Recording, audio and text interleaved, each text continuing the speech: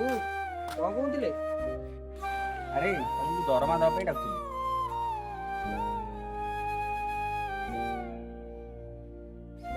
ଏଇ ନେ ତୋର ଏଇ ମାସ ଦରମା।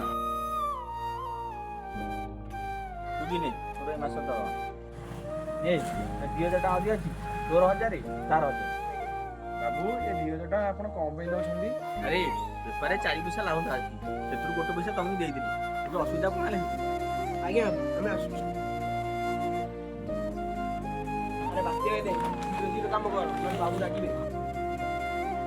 ଆରେ ବବୁଲୁ ଆନୁ। ଆଜ୍ଞା ବାବୁ। ଆରେ ଦେଖୁଛ ତ ଦୋକାନ ଭାଇ ଦୋକାନ ହେଇଗଲାଣି, ବେପାର ବର୍ତ୍ତମାନ ମାନ୍ଦା ଚାଲିଛି। ଆଉ ଏ ମାସରେ ତମ 2 ଜଣ ଦରମା କମ ମିଳିବ। ତା କଥା ତ ମୁଁ ଜାଣିନି, କିନ୍ତୁ ମୋର ଆଉ ପୁରା ଦରମା ଦରକାର।